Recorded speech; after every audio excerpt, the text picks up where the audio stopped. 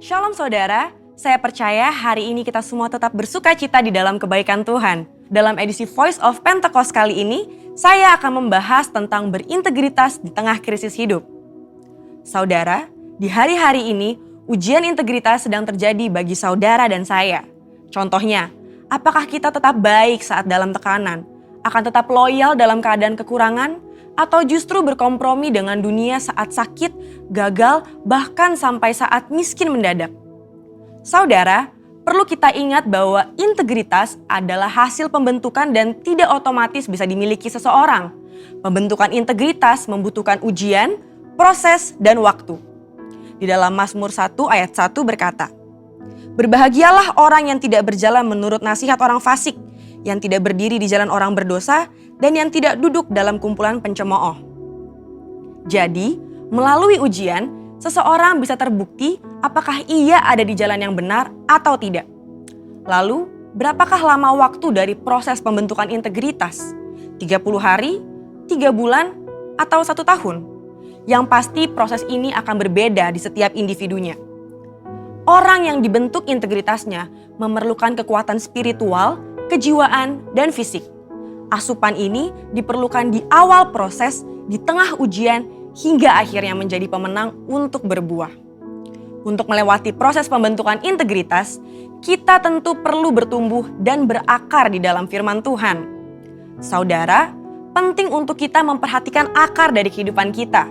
Di dalam Mazmur 1 ayat 1, pemazmur menggambarkan hidup seseorang yang benar, yaitu orang yang tidak tergoda untuk berkompromi dengan nilai kefasikan, dosa, bahkan kumpulan pencemooh. Tentunya nilai ini dilakukan karena seseorang ini berakar di dalam firman Tuhan. Seseorang yang berakar di dalam Tuhan pasti memiliki kualitas integritas. Lalu, apa resep untuk memiliki kualitas integritas? Sesuai dengan Mazmur 1 ayat 2, kita harus menjadikan Taurat itu kesukaan dan merenungkan Taurat itu siang dan malam.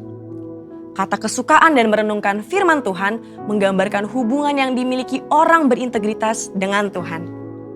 Mazmur 1 ayat 3 berkata, "Ia seperti pohon yang ditanam di tepi aliran air, yang menghasilkan buahnya pada musimnya dan yang tidak layu daunnya. Apa saja yang diperbuatnya berhasil." Untuk hidup, jelas sebuah pohon membutuhkan air. Namun, betapa beruntungnya pohon yang ditanam di tepi aliran air. Ia tidak membutuhkan waktu lama dan usaha besar untuk akarnya mencari air.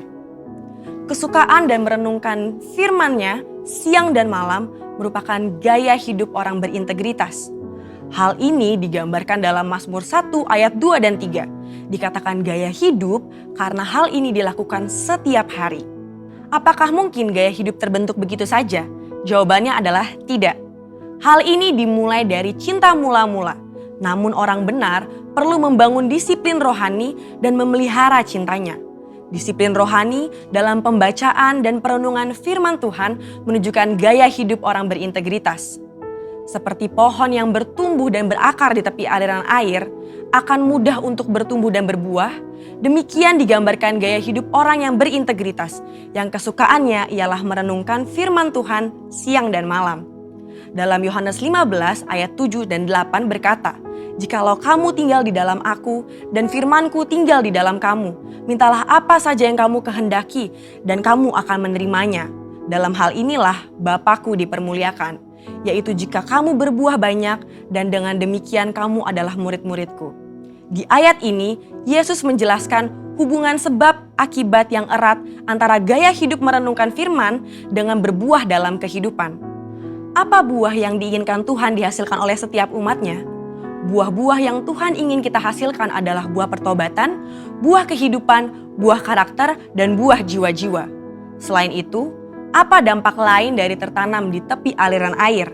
Dalam Mazmur 1 ayat 3 menjelaskan dengan tidak layu daunnya. Hal ini sama dengan kita memiliki daya tahan yang tinggi terhadap berbagai situasi kehidupan. Situasi sulit dan krisis hidup bisa datang kapan saja. Situasi ini dapat mengganggu integritas seorang untuk kompromi dengan dosa, untuk menyakiti sesama, putus pengharapan, bahkan tidak lagi percaya kepada Tuhan. Lewat pemazmur, Tuhan hendak mengatakan kepada kita bahwa dari hubungan seseorang dengan Tuhan, lewat gaya hidup cinta akan firman Tuhan, bukan hanya agar kita berbuah, tapi juga agar kita tetap berintegritas. Di mata Tuhan, orang seperti ini dipandang dan dijanjikan apa saja yang ia perbuat berhasil. Saya percaya kita yang sudah mendengar ini akan semakin memperhatikan akar kita, perhatikan gaya hidup kita, dan perhatikan hubungan kita dengan firman Tuhan.